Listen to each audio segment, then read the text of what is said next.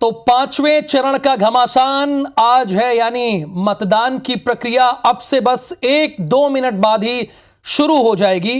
कुल 8 राज्यों की 49 लोकसभा सीटों पर मतदान होगा, जिसमें उत्तर प्रदेश की सबसे ज्यादा यानी 14 लोकसभा सीटों पर मतदान होगा और उसके बाद महाराष्ट्र की बारी आती है। यहां पर 13 लोकसभा सीटों पर मतदान होना है। और अगर बात पश्चिम बंगाल की करें तो यहां 7, ओडिशा की 5 और बिहार की 5-5 सीटों पर मतदान होना है। तो झारखंड की भी 3 लोकसभा सीटें हैं। जम्मू कश्मीर और लद्दाख की 1-1 सीट पर वोटिंग होगी। राजनाथ सिंह और स्मृति ईरानी समेत कुल 9 केंद्रीय मंत्री हैं जिनकी किस्मत आज दांव में है। और राहुल गांधी की किस्मत भी दांव पर लगी है। और दांव पर किस्मत इसलिए लगी है क्योंकि वायनाड से चुनाव तो वो लड़ लिए और अब रायबरेली से वो सोनिया गांधी के बाद वो कांग्रेस की तरफ से चुनाव लड़ रहे हैं और उनको टक्कर देने के लिए दिनेश प्रताप सिंह मैदान में हैं।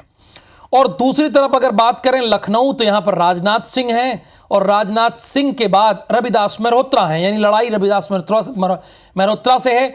मोहनलालगंज की सीट ये कौशल किशोर की है, केंद्रीय राज्य मंत्री हैं, इनकी साख भी इस बार दांव पर है और ये सीट फंसी हुई है।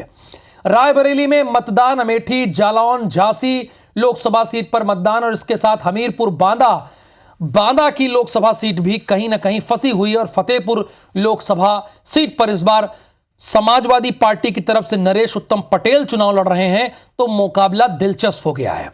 और कौशांबी में विनोद सोनकर और उसके बाद समाजवादी पार्टी की तरफ से पुष्पेंद्र सरोज, जो कि इंद्रजीत सरोज के बेटे हैं। और ये वोटिंग की प्रक्रिया शुरू हो गई, यानी अब पहला वोट डाला जा चुका है। पहला वोट यानी वोटिंग की जो प्रक्रिया है वो एक वोट डालने में जो चुनाव आयोग कहता है 7 से 10 सेकंड लगता है। तो वोटिंग की प्रक्रिया शुरू हो चुकी है। बड़े चेहरों का इम्तिहान किसका है? राहुल गांधी का है, राजनाथ सिंह का है, स्मृति ईरानी का है। इस बार बहुत आसान लड़ाई नहीं है स्मृति ईरानी के लिए। अमेठी में पिछली बार 55,000 वोटों से जरूर जीती थी, लेकिन इस बार लड़ाई इतनी आसान नहीं है। बड़े चेहरों के इम्तिहान में चिराग पासवान, जो पिछली सरकार में साइडलाइन किए थे, इस बार इन्हें बड़ा महत्व दिया गया है। रोहिणी आचार्य लालू यादव की बिटिया हैं, सारण से चुनाव लड़ रही हैं, किस्मत इनकी भी दांव पर है। बड़े चेहरों के इम्तिहान में साध्वी निरंजन ज्योति हैं और साध्वी निरंजन ज्योति को टक्कर दे रहे हैं नरेश उत्तम पटेल। और राजीव प्रताप रूडी ये भी सारण से लड़ रहे हैं लालू प्रसाद यादव की बिटिया से। तो 4 जून को सबसे तेज नतीजे तो आएंगे, लेकिन अभी तो 5वें चरण का रण है और इसके बाद 2 और रण हैं, यानी 6वां और 7वां। लखनऊ, मोहनलालगंज, रायबरेली, अमेठी का चुनाव बड़ा दिलचस्प हो चला है। अमेठी का चुनाव चूंकि किशोरी लाल शर्मा, जो कि अमेठी और रायबरेली का ही काम देखा करते थे और राजीव गांधी के जमाने से वो लोकल स्थानीय नेता हैं। और रायबरेली से हमारे संवाददाता इंद्रदेव सिंह इस वक्त हमारे साथ जुड़े हुए हैं, आपको दिख रहे हैं। इंद्रदेव, अब तो वोटिंग की प्रक्रिया भी शुरू हो गई, आप तो वहां पर लगातार कई दिनों से मौजूद हैं। जरा ये बताइए कि रायबरेली में इस बार कौन से मुद्दों के आधार पर, पार्टी का नाम मत लीजिएगा, कौन से मुद्दों के आधार पर जनता वोट करने जा रही है? सर, रायबरेली में जो मुद्दे हैं वो मुद्दे हैं कि आने वाले समय में जो, अगर बात करें कांग्रेस की, तो विगत 5 वर्षों में यहाँ की सांसद सोनिया गांधी जी नहीं रही और भाजपा ने जो आने वाले समय में काम किए हैं, जो यहाँ से मंत्री रहे दिनेश प्रताप सिंह, वो उत्तर प्रदेश के राज्य प्रभार मंत्री रहे, यहाँ पे स्वतंत्र प्रभार मंत्री रहे और उन्होंने आने वाले समय में एक्टिव रहे, कंटिन्यू 10 सालों, इन 2.5 सालों में उन्होंने कार्य किया है और जनता के बीच में गए हैं। अब उन मुद्दों पे जो मुद्दे हैं, एम्स है, और अगर भाजपा की बात करें तो एम्स है, उनका उन्होंने शिलान्यास किया, फिर वो आगे आने वाले समय में अपने जो है दिखा रहे हैं कि हम ये कर रहे हैं। तो लोकल जनता की जो मांग है वो रोजगार है, रोजगार। और रोजगार अगर देखा जाए तो जमीनी स्तर पे यहाँ पे ITI, एम्स और रेल कोच, इन सबको लेकर के यहाँ पे जो है अपने उनकी मुद्दे हैं सर। यानी इंद्रदेव, बात यह है कि कुल बड़े चेहरों की साख दांव पर लगी है। एक तरफ भारतीय जनता पार्टी है तो दूसरी तरफ राहुल गांधी। अच्छा, अभी आप मौजूद कहां हैं? किस बूथ पर आप मौजूद हैं? अभी सर, हाँ, मैं अभी सर अभी इस समय मौजूद हूँ। ये रायबरेली शहर के गोरा बाजार केंद्रीय विद्यालय का बूथ है, जहाँ पे मैं मौजूद हूँ। पीछे आप मेरे देख सकते हैं। और इस बूथ पे ऐसी उम्मीदें हैं कि दिनेश प्रताप सिंह का वोट यहीं पे पड़ेगा अब से कुछ देर में, और इनका पूरा परिवार आकर यहीं पे वोट करेगा। मंत्री जी भी आकर यहाँ पे वोट करेंगे, ऐसी उम्मीद है। मैं रायबरेली के गोरा बाजार ITI में जो है आता है, ये यहाँ पे मौजूद हूँ सर। बिल्कुल, हमारे संवाददाता इंद्रदेव रायबरेली के गौरा बाजार में मौजूद हैं और यहीं पर भारतीय जनता पार्टी के जो कैंडिडेट हैं वो थोड़ी देर में अपने परिवार के साथ, यानी सब परिवार, वोट डालने आएंगे।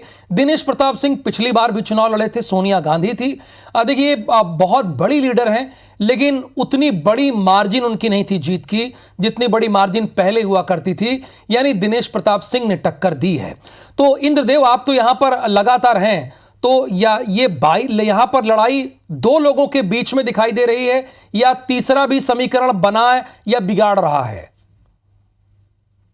तीसरा समीकरण अगर बात की जाए तो बसपा, जो यहाँ के ठाकुर प्रसाद यादव जी उम्मीदवार हैं बसपा के, लेकिन कहीं से दूर दूर तक फाइट में नहीं है वो। अब ये ऐसी हम लोग जो जमीनी स्तर पर देख रहे हैं, हम उनकी बात कर रहे हैं। अब आने वाले समय में क्या होगा, ये आने वाला समय 4 जून को बताएगा कौन कितने स्टैंड पे कहाँ पे खड़ा है।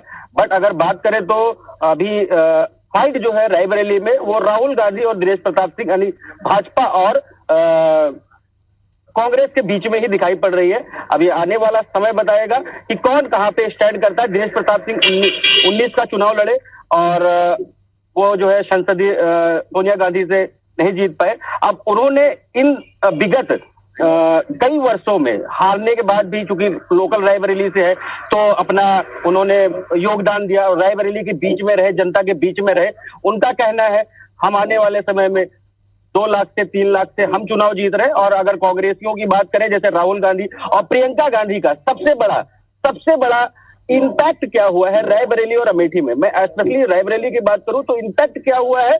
प्रियंका गांधी ने जो 15 डेज, ये उम्मीदें ऐसी लगाई जाए, जो 15 डेज, जो 10 डेज रायबरेली में उन्होंने दिया है, जो उन्होंने रैलियां करी ताबड़तोड़, और जो उन्होंने अपने वर्चस्व को दिखाया है, जैसे कांग्रेस की महासचिव है, उन्होंने अपने भाई के लिए, और आने वाले लास्ट समय में सोनिया गांधी ने कहा कि मैं अपना बेटा आपको सौंप रही हूं, तो क्या वो इमोशनल कार्ड 2024 के चुनाव में काम आएगा या नहीं? इन सब चीजों को देखते हुए रायबरेली की जनता आज वोट करने निकल रही है। और अगर अभी बात करें तो लगभग 7-7:15 बजे का समय है, 7:05 हो रहा है, और इस समय आप मेरे पीछे देख सकते होंगे कि भीड़ किस तरीके से है और लाइन लगी हुई है। मैं दिखाने की कोशिश करूंगा फ्रेम के द्वारा कि देखें जो भीड़ है वो किस तरीके से आ रही है। ये लोग भारी संख्या में करने के लिए निकल रहे हैं। तो ये जो है सारी चीजें आप देख सकते हैं कि आप बिल्कुल इंद्रवीर, बहुत ही काबिले तारीफ आपकी रिपोर्टिंग है। आप अभी बता रहे हैं कि यहां पर दिनेश प्रताप सिंह वोट करने आ रहे हैं, आपने दिखाया भी कि बड़ी संख्या में वहां पर लोग मौजूद हैं। इंद्रवीर, आपसे आगे भी जानकारी लेंगे, फिलहाल बहुत बहुत शुक्रिया आपका इस पूरी इंफॉर्मेशन के लिए।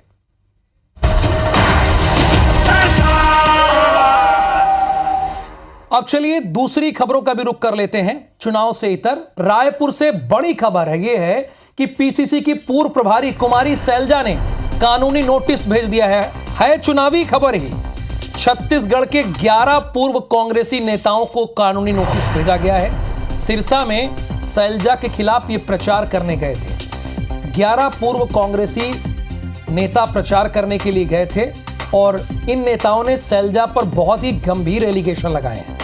सैलजा ने कहा है कि 2 दिन के अंदर माफी मांग लीजिए आप लोग, और माफी नहीं मांगी तो कानूनी कार्रवाई की जाएगी। ये कुमारी सैलजा ने अपने नोटिस में बकायदा जिक्र किया है। कुमारी सैलजा यहां पर आपको ध्यान होगा प्रभारी हुआ करती थी और अब चुनाव लड़ रही हैं, और इनके खिलाफ प्रचार करने के लिए 11 पूर्व कांग्रेसी नेता, जो एक समय तक कांग्रेस के नेता थे, जिसमें चंद्रशेखर शुक्ला समेत कई नेता थे, ये सारे लोग प्रचार करने गए थे। अब जैसे ही ये बात कुमारी सैलजा को जानकारी हुई, उन्होंने बकायदा इन लोगों को कानूनी नोटिस भेज दिया है। 2 दिन में माफी मांगने के लिए कहा है। अगर माफी 2 दिन में नहीं मांगते हैं ये 11 पूर्व कांग्रेसी नेता, तो कुमारी सैलजा कानूनी कार्रवाई की चेतावनी दे रही हैं। अच्छा, इसमें तो कोई दो राय नहीं, ये आप भी जानते हैं। नेता तो सोचते हैं कि उनके खिलाफ कानूनी कार्रवाई हो, कई बार वो तो यही सोचते हैं इससे, लेकिन इसका ये भी आप जानते हैं कि कई दुष्परिणाम भी हैं कानूनी कार्रवाई होने का। अब लेकिन फिलहाल क्या करते हैं, ये तो 2 दिन का वक्त है। अब आगे बढ़ेंगे। कुमारी सैलजा ने 11 पूर्व कांग्रेसी नेताओं को जो नोटिस भेजा है, नोटिस मिलने पर बीजेपी के नेता चंद्रशेखर शुक्ला ने कहा है कि कुमारी सैलजा अपनी हार देखकर नोटिस भेज रही हैं। हम नोटिस से डरने वाले नहीं हैं, जवाब भेजेंगे।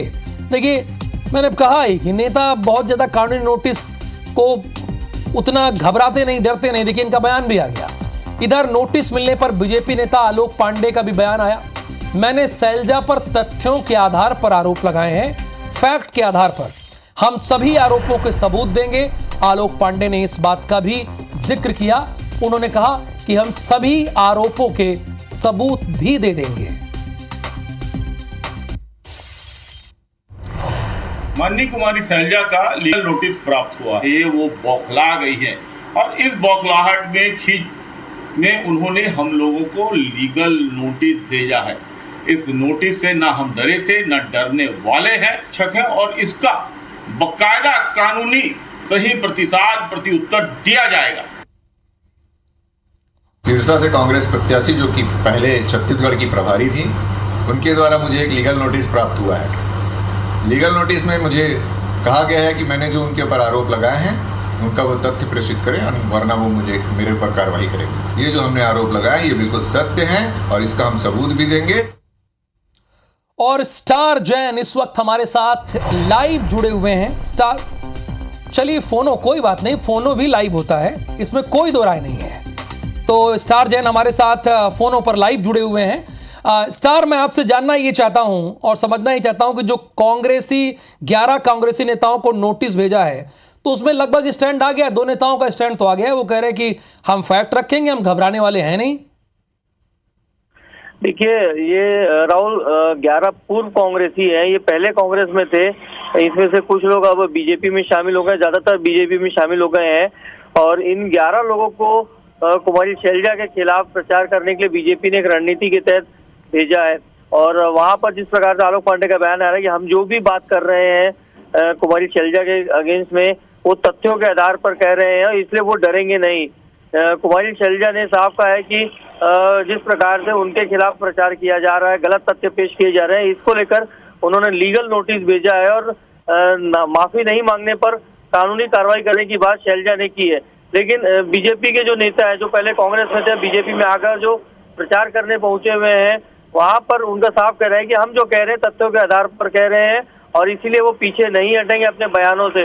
तो कुल मिलाकर ये राजनीतिक बयानबाजी का जो आरोप प्रत्यारोप का दौर है, वो कानूनी पचड़े में फंसा नजर आ रहा है। और देखना होगा कि इसमें कानून किस तरीके से कार्रवाई करता है, नियम में जो भी शिकायतें होती है उसके आधार पर क्या कार्रवाई होती है। लेकिन ये है कि आरोप प्रत्यारोप का दौर शुरू हो गया है। और कुमारी सैलजा जो छत्तीसगढ़ की पहले प्रभारी थी, विधानसभा चुनाव के बाद तत्काल उनको हटाया गया है। इससे साफ है कि कहीं ना कहीं यहाँ के जो स्थानीय कार्यकर्ता थे, उनमें कुमारी सैलजा को लेकर काफी नाराजगी थी। और यही वजह है कि जब उन्होंने पार्टी छोड़ी तो कुमारी सैलजा के खिलाफ खुलकर मुखर होकर अपने आरोप और बयान देने लगे हैं। जी शुक्रिया स्टार, इस पूरी जानकारी के लिए। फिलहाल आपका, यानी 11 पूर्व कांग्रेसी नेताओं को नोटिस भेजी गई है कुमारी सैलजा की तरफ से। अब भोपाल चलते हैं। मतगणना पर कांग्रेस का मंथन अभी से शुरू हो गया है। आज पीसीसी दफ्तर में लोकसभा प्रत्याशियों की बैठक है। जितने भी लोकसभा के प्रत्याशी हैं, मतगणना को लेकर मेगा प्लान तैयार करेगी कांग्रेस। पीसीसी चीफ जीतू पटवारी की अध्यक्षता में यह बैठक होगी। प्रदेश के प्रभारी भंवर जितेंद्र सिंह भी मौजूद रहेंगे। पूर्व सीएम कमलनाथ भी इस बैठक में शामिल होंगे। चुनाव के दौरान भीतरघात करने वालों की भी सूची तैयार होगी, जिन्होंने भीतरघात किया। मतगणना के दिन को लेकर राय शुमारी होगी। हालांकि अभी 5वें चरण का मतदान हो रहा है, लेकिन उसके पहले कांग्रेस इतनी फास्ट फॉरवर्ड है कि वो मतगणना की तैयारी भी शुरू कर दी है। इसके पीछे की एक वजह ये है, मैं आपको बता दूं, क्योंकि अभी मध्य प्रदेश में लोकसभा का चुनाव नहीं है, बाकी के राज्यों में चुनाव है, इसलिए वो तैयारी अभी से शुरू कर दी है। आज प्रधानमंत्री मोदी का ओडिशा दौरा है और वो पुरी जाएंगे संबित पात्रा के लिए प्रचार करेंगे। प्रधानमंत्री मोदी यहां पर रोड शो करेंगे, ढेकानाल और कटक में सभा करेंगे। पीएम के दौरे से पहले पुरी तट पर सैंड आर्ट के जरिए देखिए भगवान जगन्नाथ को प्रणाम करते मोदी को दिखाया गया। वो तस्वीर भी हम आपको दिखाएंगे, ये बल्कि आ गई, ये आप भी जहां पर हैं भगवान जगन्नाथ को प्रणाम कर सकते हैं। ये देखिए जय जगन्नाथ लिखा हुआ है पुरी में आज, चूंकि प्रधानमंत्री मोदी आ रहे हैं और इस आर्ट के जरिए आज ये दिखाया गया कि प्रधानमंत्री नरेंद्र मोदी जगन्नाथ भगवान को प्रणाम करने के लिए आ रहे हैं। अच्छा, पिछली बार ये सीट संबित पात्रा हार गए थे पिछली बार, इस बार बड़ी कांटे की लड़ाई है और यही पुरी की वो लोकसभा सीट है जहां पर कांग्रेस प्रत्याशी ने ये कहते हुए पर्चा वापस कर दिया था कि भैया हमारे पास पैसा नहीं है, हम प्रचार नहीं कर पाएंगे तो हम सरेंडर करते हैं। फिर आनंद फानन में कांग्रेस ने दूसरे कैंडिडेट को वहां पर घोषित किया था। ईरान के राष्ट्रपति इब्राहिम रईसी को ले जा रहा हेलीकॉप्टर रविवार को दुर्घटनाग्रस्त हो गया। उनके साथ विदेश मंत्री हुसैन भी सवार थे। स्थानीय मीडिया रिपोर्ट के मुताबिक हेलीकॉप्टर अभी भी लापता है। हेलीकॉप्टर की सर्चिंग के लिए रेस्क्यू ऑपरेशन शुरू किया गया है। रूस भी सर्चिंग में मदद कर रहा है। ईरान के गृह मंत्री ने यह बताया है कि राष्ट्रपति इब्राहिम रईसी से अब तक किसी तरह का कोई संपर्क नहीं हो पाया। उधर खराब मौसम की वजह से रेस्क्यू टीम घटनास्थल पर नहीं पहुंच पा रही है। हालांकि सड़क के रास्ते टीमों को घटनास्थल की तरफ रवाना किया गया। इनमें ईरान की स्पेशल फोर्सेस समेत रेंजर्स मौजूद हैं।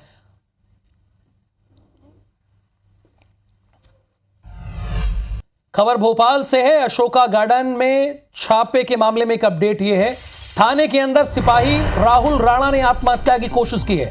थाने के भीतर राहुल राणा पर जांच चल रही है। छापे के दौरान पैसे गायब करने का आरोप है। इसी जांच को बताया जा रहा है खुदकुशी की कोशिश का कारण। अशोका गार्डन थाने के ऊपर वाले कमरे में आत्महत्या की कोशिश की है। ध्यान होगा इस खबर को सबसे पहले आपके अपने न्यूज चैनल IBC 24 ने ही ब्रेक किया था और बताया था कि खत्री परिवार के घर पर जो छापेमारी हुई थी उसमें बैग इधर के उधर कर दिए, पैसा जहां पहुंचना था वहां न पहुंचकर कहीं और पहुंच गया और राहुल राणा ये उसी में शामिल था, उस छापेमारी की कार्रवाई में। हरप्रीत कौर रीन इस वक्त भोपाल से हमारे साथ लाइव जुड़ी हुई हैं। एक एक करके गुत्थी धीरे धीरे हरप्रीत कौर रीन सुलझ रही है। अब खबर यह आई कि राहुल राणा नाम का एक आरक्षक है, उसने खुदकुशी की कोशिश की है। कुछ पता चली, जानकारी आपको हुई कि ऐसा इसने क्यों किया?